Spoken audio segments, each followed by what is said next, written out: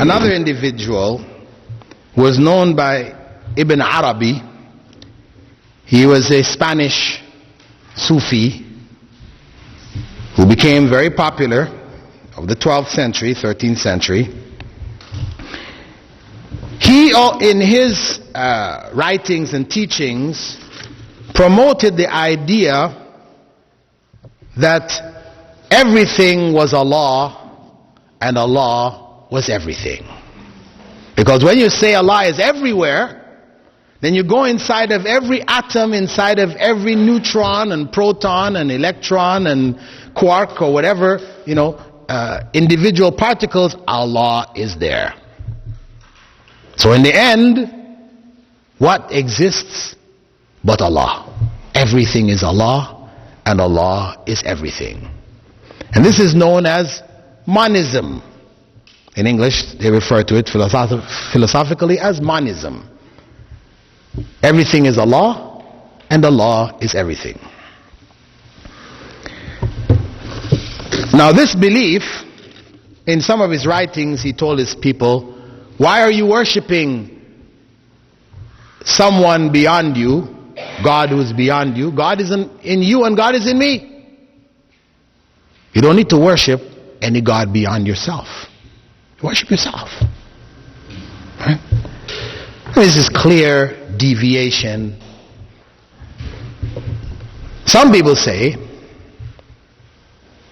to say that Allah is above his creation is to put him in a place. This is one of the arguments. They say it's to put him in a place inside of the four dimensions of height, width, depth, so on and so. They're putting him in a location to say he's above. Well, we say no, it is not. To say he is everywhere is to put him in a place. Because you've put him inside of his creation. That is putting him in a place. When we say he is beyond his creation, we're not putting him in a location, because location came into existence with creation. Allah is where he was before he created. He's in the same place. Not bound by time, space, etc., etc. He's in the same place. He's beyond his creation. And when you go up in the creation, through the seven heavens, you end up with the highest level of the seven heavens. After that comes what? The kursi, the footstool, which is over everything. Wasi'a kursi was samawati wal ard. His footstool encompasses the universe. And beyond that, above it, and the universe in relationship to the footstool is like a brass ring thrown in the middle of the desert. The desert being like the footstool, and the whole of creation, the whole universe, which is expanding and all these other things, is like that brass ring in the middle of a desert. And the kursi, in relationship to the arsh, or the throne of Allah, is like the brass ring thrown in the middle of the desert. So what do you think we are like in relationship to the kursi?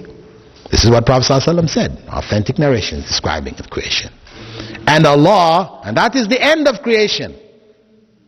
The arsh, that is the end of creation. What is beyond the arsh? Allah. Not inside of his creation, but beyond the creation. So we don't have to, as he said, have the idea that Allah is behind some planet, etc., etc. No. Allah controls everything in the universe without having to be inside of it. You see, their idea is to make Allah like us. If you want to control things, you have to be inside. You have to be on the spot. But we, in our own way, look at the ability to do things by remote control as being advancements of technology. When we send a Mars explorer to Mars, and it gets down over there, and we're here manipulating some things, sending the signals, and the Mars lander comes out and it rolls around, picks up some Earth, and does all this kind of stuff. We consider this an advancement in technology. We don't have to be on Mars to do that. So hey, if we can accept that as advancement, surely Allah is beyond that. Surely Allah is beyond that. He doesn't have to be inside of His creation to control it. Now, if one looks at proofs, this is just some logical reasoning to deal with some of the arguments, reasoned arguments that they make. But if we go to human nature, and we want to determine, because we're saying that belief in Allah as He is actually natural. It agrees with the basic nature with which people were created. If we want to understand the natural understanding, we need to go to the child. The little child, 5 years old, 4 years old, 6 years old. We ask that child, where is Allah? And of course his parents have indoctrinated him that Allah is everywhere. So he says, Allah is everywhere. And then you ask the child, is Allah in filth and places of filth? What is the child going to say? No. You can't believe Allah is in filth. No. He'll reject that. The child, she will reject that right off. Naturally, they reject the idea that the creator of this universe is within filth of this world that we consider nasty, we're flushing it away or whatever we're doing with it. And the child will then go on to give you examples of where Allah isn't. He will look around and say, hey, Allah's not in my chair either, because I'm sitting on the chair. Right? Doesn't make sense. Allah is not in my pencil, because the point breaks and I have to resharpen it again. Right? Allah is not in this place. And it goes on to tell you all these different places. They will tell you where Allah isn't. Because naturally, they understand that it is against reason to accept that Allah is within these lowly states of His creation. Now, of course, when you're discussing with a person who has gone to school now, he graduated, he did philosophy 101 or whatever, and you're now trying to give this kind of discussion with that person, and you put to the person, hey, what do you think? You believe Allah is in filth? The person will stop for a minute. Ooh. Inside their hearts, they know this is not right. But they don't want to lose the argument. That's what philosophy 101 taught you, right? Don't lose the argument. You can use this logic and that logic, whatever, and get out of any argument. So they say, yes. Though inside their hearts, they don't believe it. Because they don't want to lose the argument.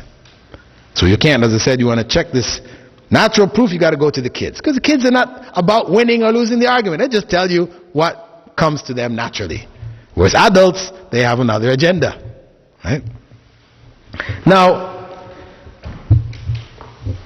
if we go beyond the natural arguments to what may be called the prayer proof, the proof in prayer that Allah is not within His creation, the very fact that worshipping objects of Allah's creation is forbidden is proof that Allah is not within His creation. Because if we're here in His creation, then what's wrong with worshipping each other, worshipping the idols, everything else? We have to say this is okay. Why not?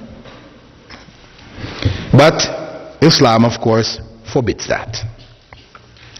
Proof can also be found in the principle of the ascension, the Mi'raj, where Prophet Muhammad ﷺ goes up into the heavens, to the highest heaven, where the angels could not go beyond, and Allah communicated with him. Allah was above him, above His throne.